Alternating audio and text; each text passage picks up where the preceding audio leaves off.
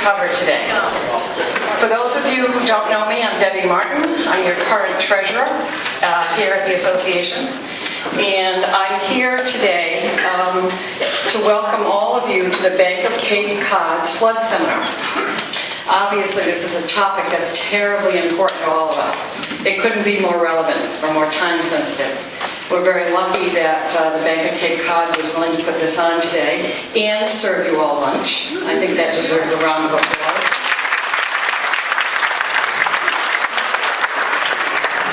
Your host today is Dante DeMassa. Dante is the Vice President of Residential Lending at the Bank of Cape Cod. He has over 25 years of experience in residential lending. And most importantly, Dante has a home on Martha's Vineyard that's going to be in the new flood zone. So please help me welcome Dante DeMassa from the Bank of Cape Cod. Thank you, everybody. Good afternoon. The Bigger Waters Flood Insurance Reform Act is upon us, and it is going to have an effect on the market. And I think being out with talking to a lot of you, the impact I don't think is understood by consumers, sellers.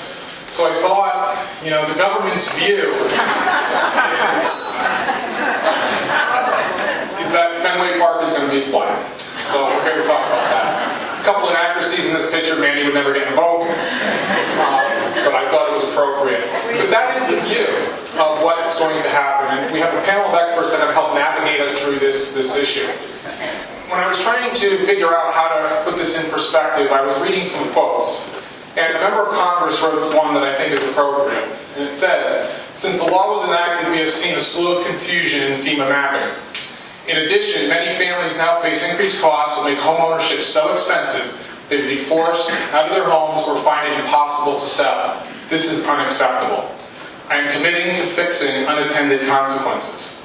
Unintended consequences are you, me, our clients, consumers, their families, and the impact it's going to have onto them. And the person that said this was Maxine Waters, who wrote the act, which is, I think, very appropriate. They passed the law, and now we're going to figure out what the consequence is of this law. So we assembled again, as I said, a panel of experts that are going to help us navigate and understand how this relates to us. How does it relate to when you talk to a potential seller or buyer? What do they need to know? What impact is it going to have on them? And in order to do that, we brought some very extinguished and experienced guests. The first person that I want to introduce is Douglas MacDonald. Douglas is president and CEO of Murry MacDonald, founded in 1971, or as Douglas wanted me to say a few years ago. He is a certified risk manager, chartered property and casualty underwriter. He's married to Maria, lives in Falmouth, has 4 children, and is the director of the Cape Cod Sympathy Orchestra. We have Michael Fabbiano. Michael is the managing partner and CEO of Highpoint Engineering. They're a full-service civil engineering and consulting firm. We have Ralph Cataldo, president of Cataldo Custom Builders, 25 years of building experience. 2011, Ralph's company was selected by Builder Magazine as the top small builder in America. Pleased to have him. We have Richard Morris of Morris in Newell. Richard has been on Cape Cod practicing since 1970-something. We'll leave it at that. And he's the most avid Red Sox fan that I know.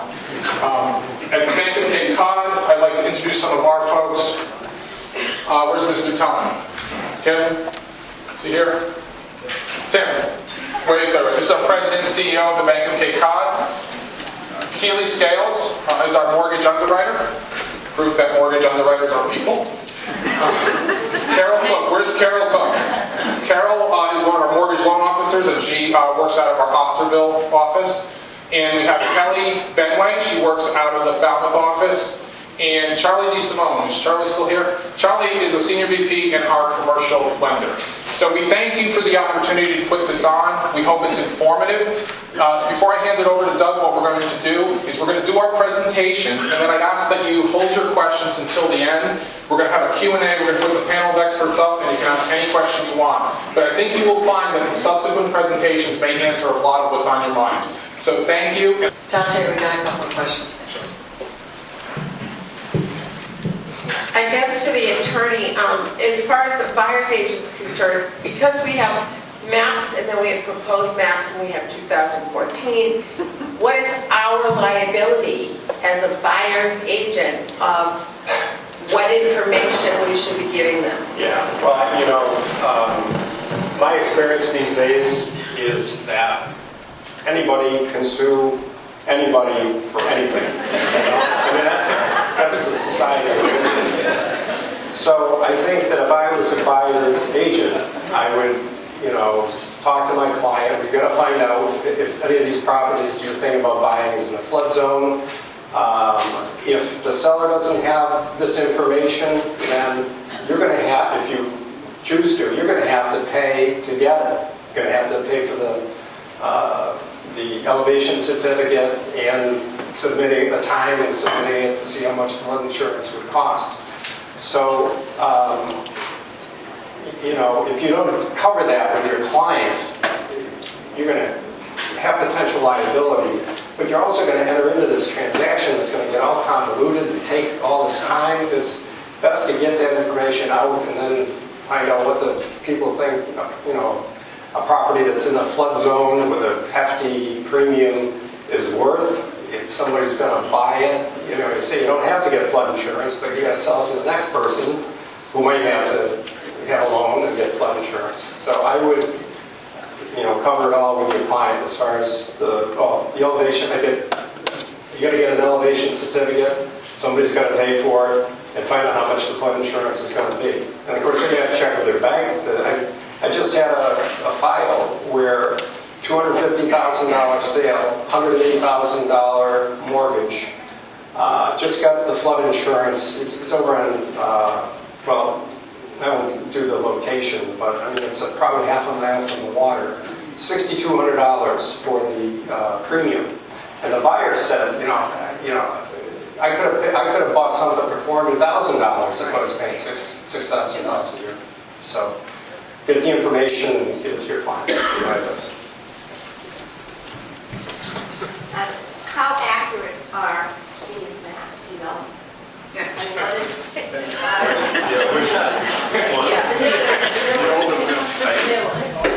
so you know, are you having findings that they're way off base? I think there's certain areas that have had more studies done, and there are other areas that have not. So it's really dependent. It's really hard to answer that question because when you talk about are the maps accurate? In some instances they're very accurate. In other instances they're not accurate whatsoever. And that really, you know, once you do the elevation cert and you get the background on, you know, what the location is, then we make determinations and we start advising our clients on whether or not we think it's worth it to go through with the loan process. Because in some instances where maps have gone up 8 feet in elevation, 8 feet, not inches, but 8 feet, you know, the loan is not going to help you, but there may be some other things that may. We've got one over here. For the engineer, my seller had an elevation certificate done. He's currently in a C and supposedly going to be in the AE. So we got an elevation certificate. The certificate says C, and there are no elevations written on it. So I went to the engineering company and I said, well, we need this filled out. We need all the elevations. And they said, because it's in a C, we don't do that. I think I'll let Shane now on our surveyor answer that question best. Shane's in the second out here because he's a little more familiar with the exactness of the difference between the C and the A. Well, Actually, he's absolutely right. If you're not in the flood zone, you don't fill out section C of the form. Only if you're in the flood zone, you would include the elevations. But if they're going to be in an AE, then they'll be required to get insurance. And Yes. the insurance company is looking for an elevation certificate so they can quote. But if there's no elevations, how can they quote? That's an insurance question. So the answer is we can't get an insurance estimate. Right. So we want to know based on those new elevations, what's our insurance cost going to be, and we can't get that answer. We don't know what the new elevations are until they're actually are in effect. This is proposed. This is what it is. So I think that was a question you, Doug. Yeah. Doug, How do we get a quote? how would we get a quote from you from something that we know is going to be in one of these areas? You really can't give a quote because an engineer won't certify the elevation right now. Yeah, I'll let Doug handle the insurance question. You have an answer though, finance. I once heard a lawyer say that insurance policies were written by skilled evasionists, and perhaps it falls into that category. It's true. The flood maps are a moving target right now, and I have Maxine Waters going to make some additional changes. If it is in terms of getting a quote what it is today, you can do a hypothetical if it is an AE, and an engineer can cite what the height is of a foundation, based on or first floor based on something. But the best thing you would be able to do is a hypothetical. But it is a moving target. It's a bit of a challenge if you don't have the flood map in place. So that's what we've done is hypotheticals. And that raises another question for mortgage finance that we've asked, is what do we do on a property that we know is going to be in a flood zone, but we have no idea what the impact is to the borrower? Because for us, that's our biggest question. The answer is Fannie and Freddie, who guide our lives, are thinking about it. They're expecting to give us guidance towards the end of November on how to handle that issue. Today, you're either in or out. If you're out of the flood zone, we don't obligate you for the insurance because we don't know what it is. We move forward, we close the transaction. It does not impede your deal.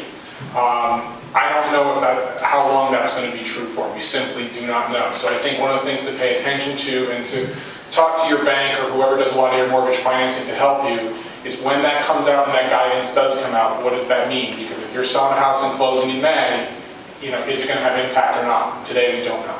Is it going to be retroactive? We've got one back here. The maps, the rates have increased for properties in the flood zone, as Douglas has talked about. But if you're not in and you're going to be in, that's effective in June of 2014. So you're just out of the flood zone as of this moment. So the rates will go up because if you go into the flood zone, is it Freddie Mac and Fannie Mae going to require, if you have that mortgage with you, that... Well, there's two issues. If you have a federally insured mortgage, Fannie Freddie, yes, you're required to have flood insurance, but today you may not be in the flood zone. Right. Tomorrow you may be. But we're working from today because we don't know what's going to ultimately happen in 2014. The other thing I wanted to just make a comment, and I'll take that question. Somebody said, well, they're buying with cash. So they're not required to have flood insurance, but you also have to think of resale. If a borrower they're going to eventually sell it, they're going to require a mortgage as well. Aside from Maxine Waters on the national level, are you familiar with something that Martha Coakley, the Attorney General, put at the state level where in lieu of flood insurance, there'd be insurance required simply for the unpaid principal on a mortgage? I've seen some commentary from her. My question, though, is it's a federal law, and it has federal requirements, and we're selling often to the markets federally insured loans. So I don't know how the state trumps that. I'm not an attorney, but to me it seems like just a lot of chatter based on the impact and the significant cost that's going to affect everybody's constituents, because it is significant. One more back here. I was reading something about a grandfathering provision for those who have flood insurance on the property already, and the rate would be held. Is that so? Even though it's in let's say you're in an AE 14 and you have a flood insurance policy, now you're all of a sudden you're in AE 15. Does the rate go up, or is it grandfathered? The grandfather is going away. There is some grandfathering in a small perspective, but in terms of grandfathering and saving rates, no. you're not going to. In fact, I think I put up there that resource, a chart that refers to the grandfather. I want to see if I can refer to it for a moment. And does the grandfathering pertain to the existing buyer, and would it extend to a new buyer? Probably not. Hold on a second. I have a sheet that talks to that. I have a sheet.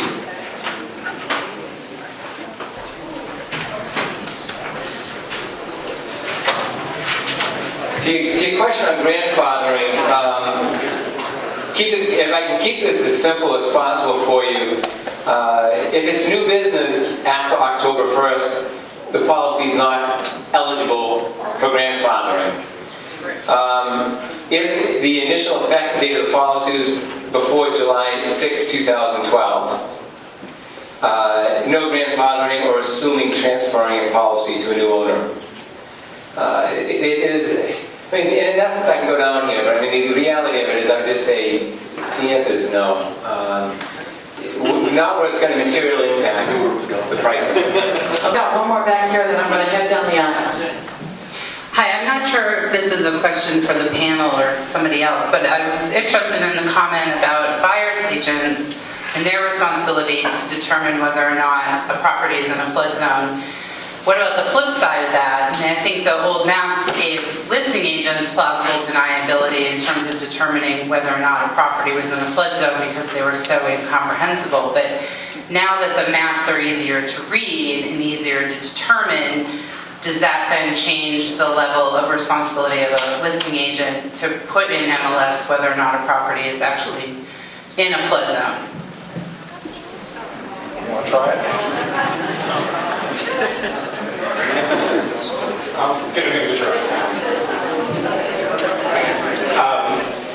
Yeah, I think you probably have the obligation to do that. It can be easily done, you know. But it's going to come up anyway.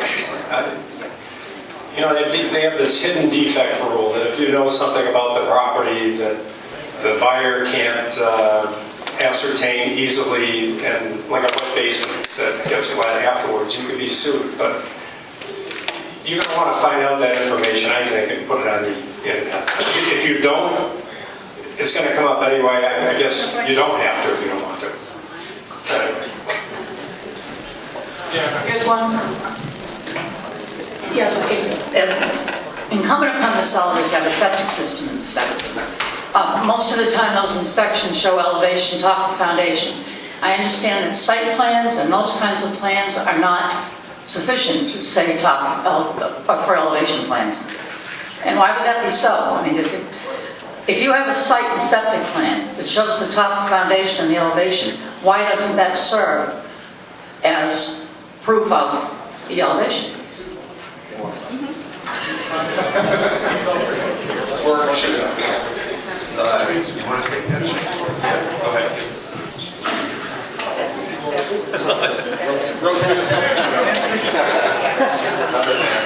A site plan or a septic plan can be on an assumed date. The FEMA maps that are generated today are on NAPD 1988, which is set nationwide. When you do a septic plan or a site plan, it could just be on 100. So you look at it and the foundation will be at 101.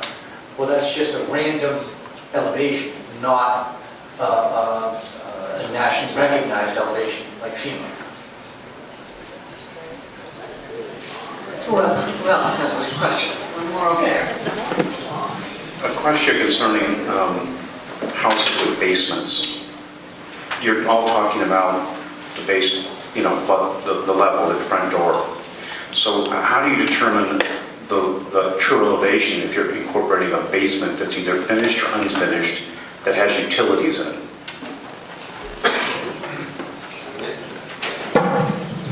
Speak for the surveyor in this case. So if you have a basement that has utilities in it, you actually have to physically go in and locate those utilities. So you would measure up to the front door to locate what the finished floor is from survey from the outside, and then someone like Shane, as a surveyor, will go into the structure and actually start doing measure downs by tape to locate where the utilities may be in the basement. So if you have a room that has a boiler or has a furnace or has some type of core utilities into it, you actually have to physically locate those within the structure. And then those elevations are then translated back onto the survey plan, and then therefore back onto the elevation cert, and eventually onto a LOMA if that's a direction. So it does become challenging about how to actually physically locate those structures within, or those utilities within the building. I'm going to ask Does the elevation certifier measure the...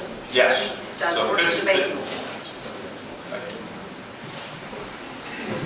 So yeah, physically, once you locate by survey instruments on the outside, My question is, if you have an elevation certification done, do they then also include the basement as part of that? it's mechanicals. It's lowest existing mechanicals. Okay, thank you. Okay, we have one back here. This is personally speaking on 2 accounts now. Once I was told that I'm not in the flood zone right now. However, it shows I'm going into the flood zone. Now, the thing, or I am in it for the new maps. The point is that I was told I should automatically now get an elevation certificate. Now, if I understood it here from what this young lady was saying, that is not helping right now. That they cannot do anything with it. So why would I go spend money if I'm not in it yet?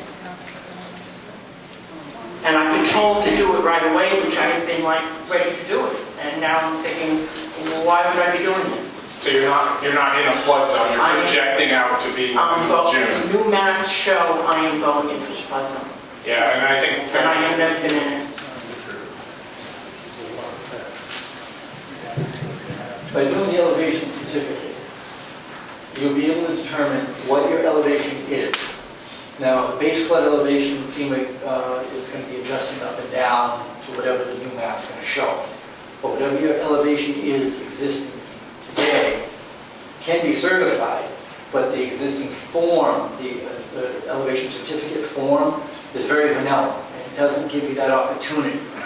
Now, usually along with my elevation certificates, I also attach a certified plot plan, normally something like that, that would depict what the elevations are.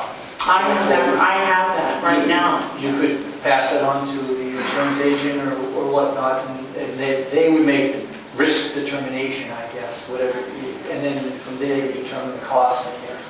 But the elevation certificate is really important, even if you're not in it right now, is to know your particular elevation is. Okay. The other question, if you don't mind 1 second, you were just talking about the basement. I have like a 4-foot, 5-foot crawl. I have nothing in it. Is that a good thing or a bad thing? I mean, my heating system is not there, washer dryer, there's nothing. It's just a crawl space. Is that in my favor or not? I don't know. Nothing. Come on up.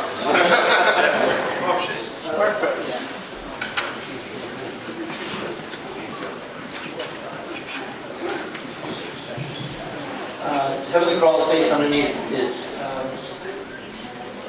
it's really neither here nor there. It really depends if there's any flood openings, like the gentleman spoke about. If there's the openings lets the water flow in, lets the water flow out. So if it's sealed and you don't have those openings, now you're going to have a situation what they were explaining before.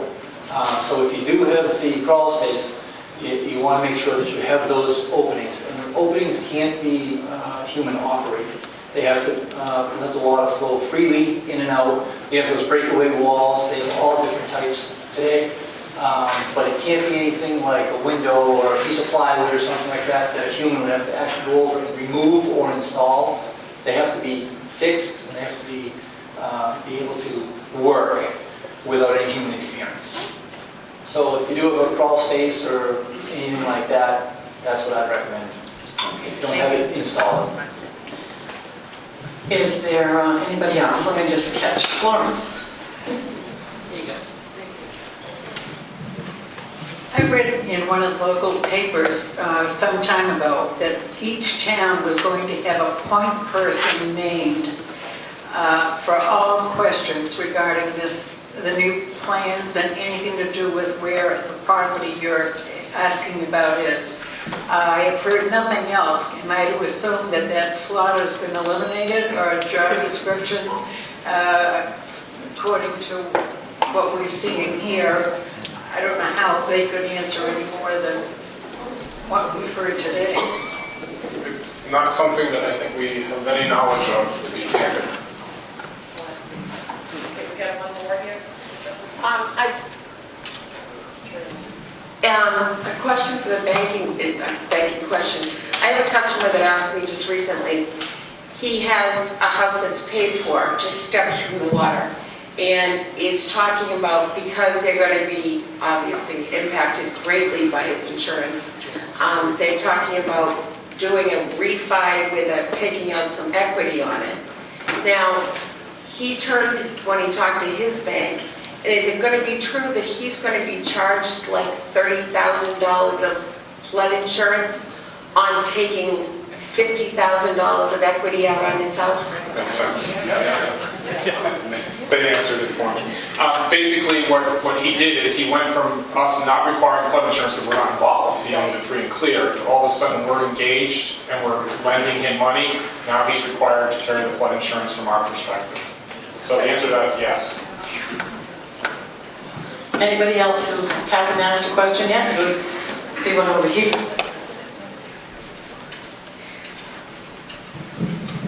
How often is FEMA going to update the maps? I think they're tired after this last round. We have no idea. Great question. Yeah. Okay. Now, flood insurance was usually paid once a year and it had to be paid in full. Is this now going to be a requirement to be in your escrow? And it'd be in a monthly payment, and if you don't pay it, does that mean they get foreclosed on? Or if it's paid separately in full 1 year, they don't pay it the next, but they're current, do they get foreclosed on? How does that work? I think the best way to look at it is to be similar to hazard insurance or homeowners. We're either waiving the escrows or we're escrowing. And even if we're not requiring the escrow, we do require the insurance. And if we don't see it, we can force place it. So it doesn't really change that method at all. It's the same. What are the banks going to do with all the houses they foreclose on? And who's going to buy it? Well, at the Bank of Cape Cod, we don't foreclose. If you really take a step back and think about this, they passed the law, and you saw some of the cost implications. It is significant to the market. So logically, they have to do something, which is, I think, what we're intimating here. So we do believe something will be. We just don't know what that is. Dante, we've got a couple more questions, and then I thought if there's any wrap-up that anybody wants to do, so just a sec.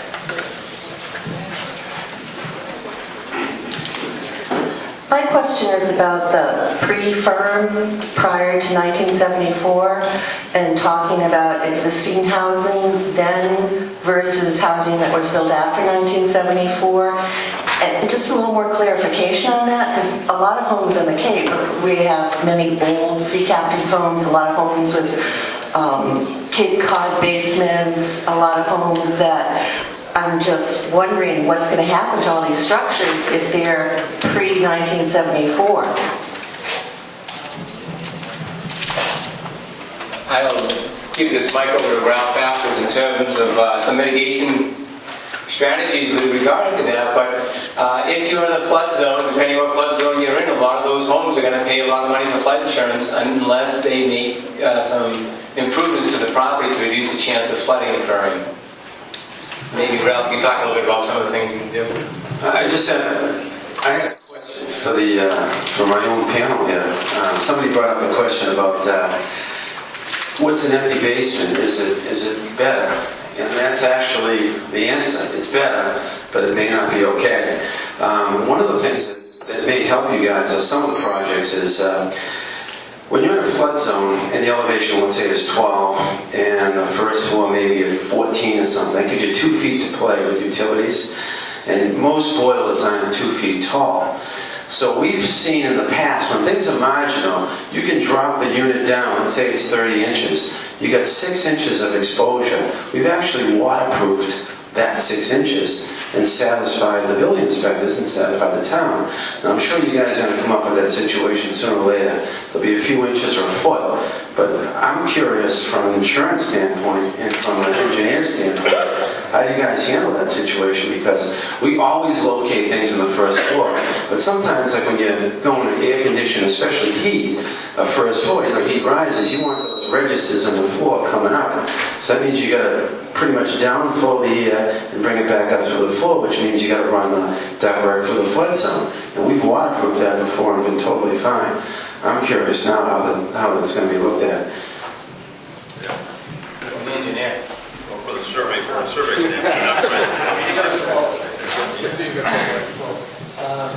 But I have seen in the past, it's like, like you said, the mechanicals are below the flood zone, is people would actually just cut the copper, they raise it up, and put a hot water tank in a closet on the first floor, or the heater, the air conditioning unit, hang it in the rafters on in the attic.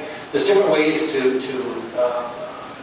move these in order to get the mechanicals, the utilities that are servicing the building out of the flood zone. And that's what's really most important, to get them out of the flood zone. The way that they get, re-engineered, plumbed or whatnot. The biggest thing to take out of it is what elevation they are relative to your base flood elevation. It doesn't have to be the first floor on the first floor. It may be halfway up in the middle of the room. You may have to move them up to the second floor. That's what's so critical about getting your elevation certificate. We're going to take our last question. I want to add something to that. If you raise your base flood elevation, Doug and I were just talking, you reduce your rates. So there is a positive benefit to do it. The only way to determine what that actually would be is to call the insurance agent and give them the base flood elevation to determine what the rates are. But it may be cheaper to raise, the important, the heaters, et cetera, as we were talking about, and you may save money in the long run. So if you have a seller that, you're advising going forward, that may be something to have them explore. I have a house that essentially in the new flood zones, flood maps, would be on a little island. Now the elevation for the water level would go right around the house, not actually touch the foundation. So I take it that would be out of the flood zone. However, I have a full basement with all the utilities down in it, but technically it doesn't touch the flood zone lines. How does that work? So the question is their house in or out? Yeah, I mean, obviously my foundation, my utilities are all below the flood level, but the actual house isn't touching the lines. It's on a little island. The elevation certificate wants to know the highest adjacent. Can you hold that a little closer to your mouth, please? I can't. The elevation certificate wants to know the highest adjacent, closest to the foundation, and the lowest adjacent, closest to the foundation. And then the utilities servicing that structure, and also if you have a deck, the bottom steps or your front steps, the lowest elevation. Against your foundation may be above, but if your mechanicals are below, it kind of does beg the question, is the foundation a waterproof barrier to keep the flood outside of inside the house from damage? But unfortunately, the way the form reads is what's the elevation of the mechanical, what's the elevation of your base flood? Is it above or below? And that's really it. If you're below, you're in. There's many of the houses, though, that are just past that floodline elevation that are going to be in a little bit, but I mean, there's technically still going to be in a flood zone basement, even though they're not in the line. That's why it's so critical to get your elevation certificate, really know what you own. Know what that elevation really is. Because in some areas, you're just, the house isn't even in any type of a flood zone. But that foundation is, why would you even have an elevation certificate? I mean, you'd just be looking for trouble.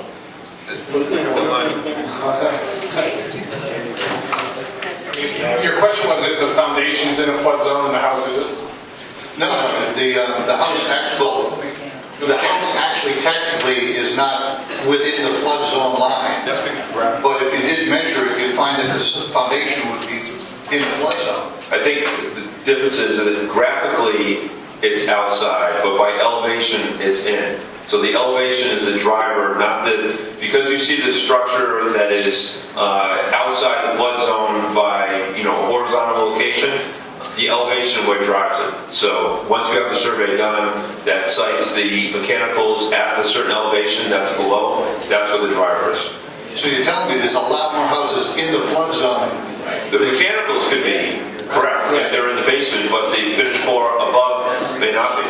So when we look at the map, so the flood zone stops and say, wow, I just missed it by maybe a house or two, but then you're actually in the flood zone, even though you're not. Yeah.